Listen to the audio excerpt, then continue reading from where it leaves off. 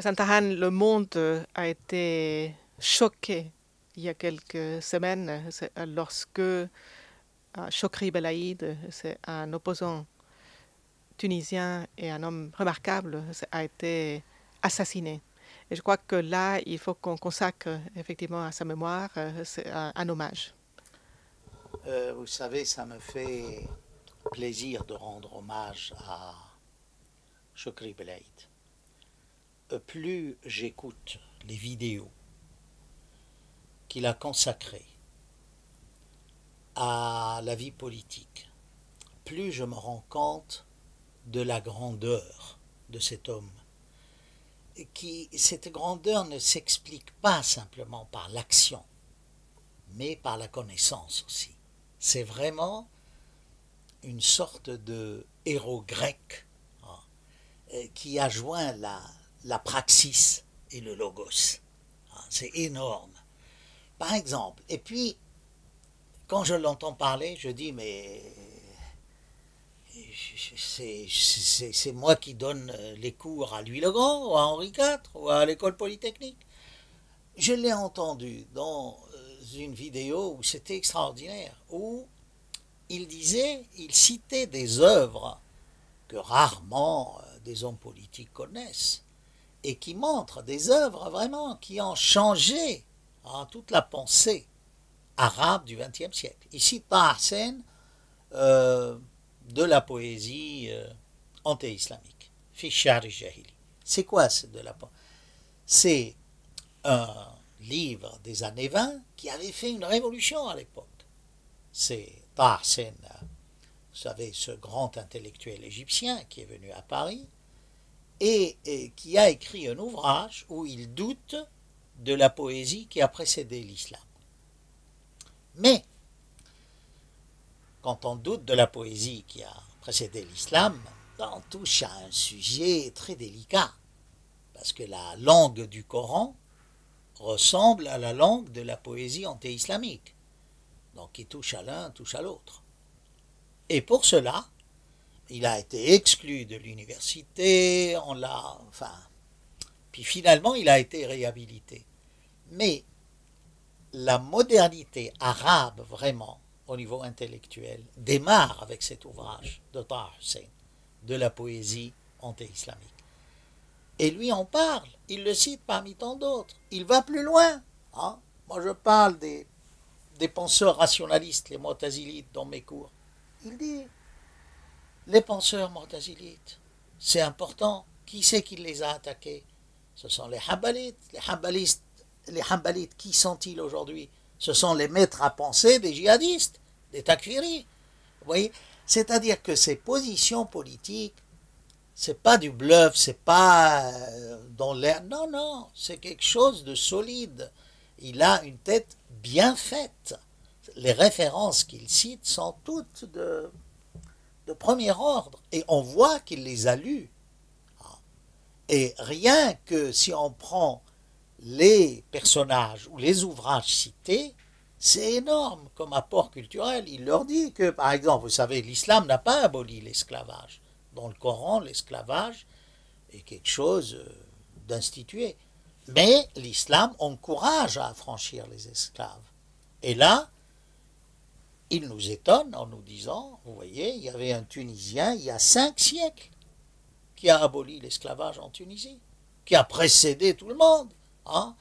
Et vous, Tunisiens, vous devez être fiers de votre patrimoine, que la première constitution laïque, c'est celle de la Tunisie, que le premier syndicat, c'est Tahir el-Haddad, le premier syndicat du monde arabe. Il montre comment cette malédiction du pétrole n'a pas affecté la Tunisie, et que c'est un grand peuple, ce Tunisien, et il est triste de constater que tout ça est bradé pour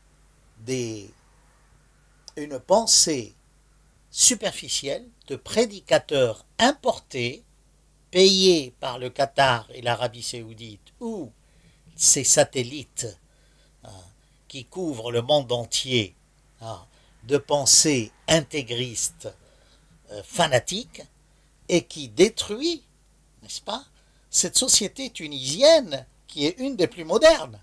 Voyez, C'est en se prenant à la Tunisie, je crois que on veut un peu détruire la modernité arabe, hein, et déstabiliser un pays qui portait le flambeau de la laïcité. Ça, personne ne peut le contester.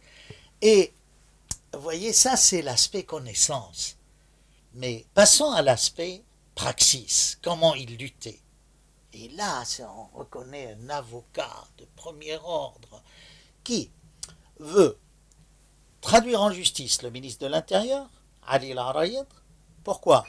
Mais parce qu'il a laissé des gens tuer un syndicaliste, n'est-ce pas, Lotfi El-Gaz, sans aucune poursuite, ou alors qui envoie ses hommes s'attaquer aux autres partis politiques.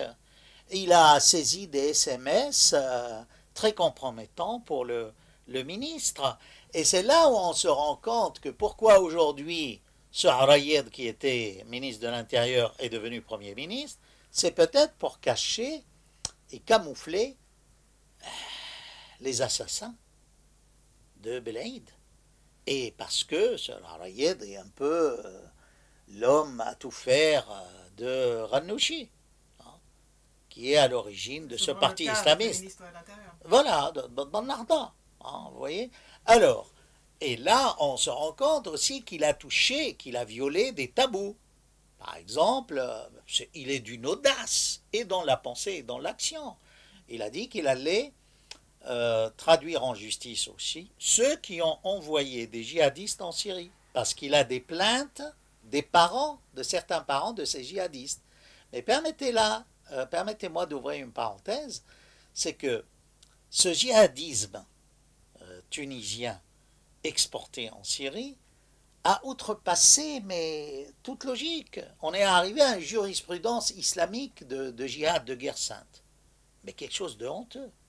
Par exemple, on a eu des fatwas de cheikhs d'Arabie Saoudite et tunisiens qui autorisaient de jeunes filles mineures à aller en Syrie pour s'offrir aux djihadistes, que comme quoi ces djihadistes faisaient un devoir saint et que c'est un honneur pour la femme de s'offrir à ces combattants-là.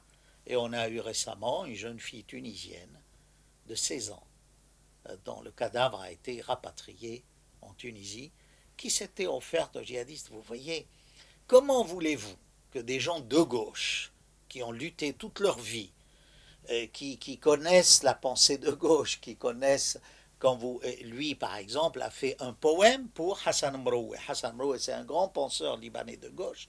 Quand il a été assassiné, hein, c'est un peu le hasard de l'histoire, Belaïd a fait un poème pour ce penseur libanais et qu'il a récité. Et on voit là, moi je l'ai entendu, ça donne chair de poule quand on l'entend à la télé déclamer son poème, alors qu'il a fait de la prison, Belaïd. Donc, au niveau action, si vous voulez, c'était toujours... On va traduire en juste... accessible en français. Il y a certaines vidéos qui ont été traduites, mais je crois qu'il faut créer une fondation des amis de Belaïd et de mettre tout cet apport intellectuel, tous ces discours politiques sur un site de Belaïd et de les traduire dans les langues. C'est un grand homme. Et justement, pourquoi on cherche à minimiser sa disparition et tout? C'est que le monde arabe de ce printemps islamiste a peur d'une nouvelle révolution arabe qui serait inspirée par Belaïd. Voilà. Comme Bouazizi a inspiré le premier flux, n'est-ce pas? Et que là, la mort de Belaïd, alors on essaye par tous les moyens de dire oui, c'est pas un bonhomme important, mais c'est pas vrai, vous voyez.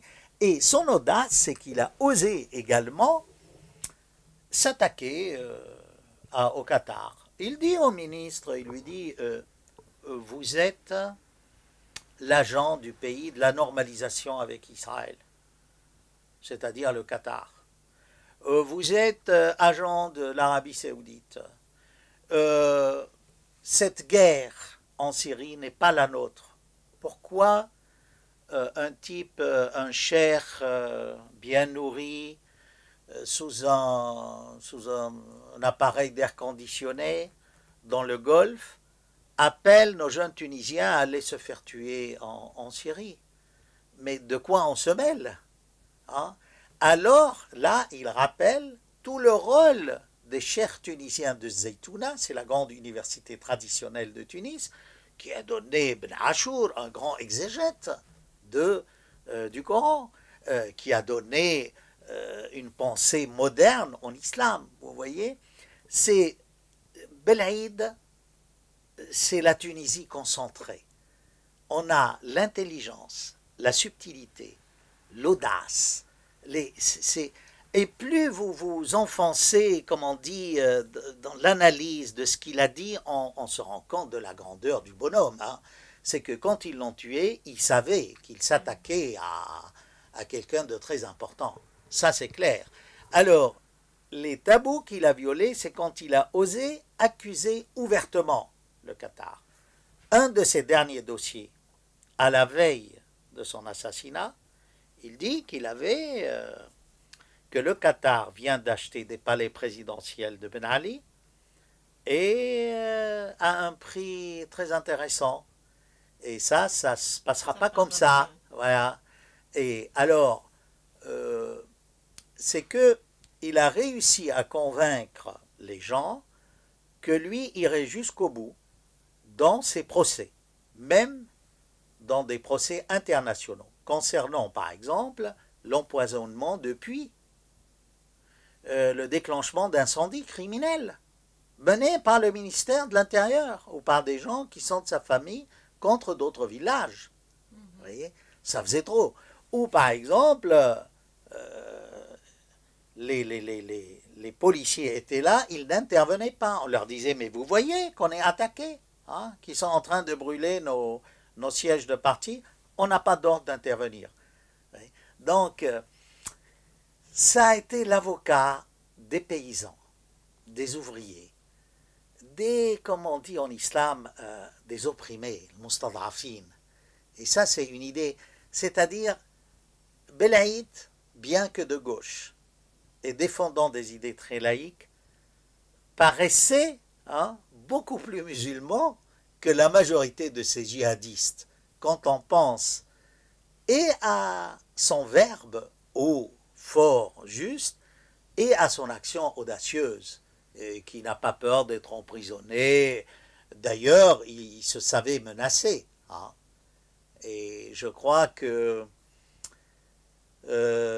on n'oubliera pas de sitôt la mort de Belaïd. C'est une perte non seulement pour la Tunisie, pour toute la gauche arabe, pour toute la modernité arabe, pour tout cet esprit battant qui rappelle un peu la période nassérienne.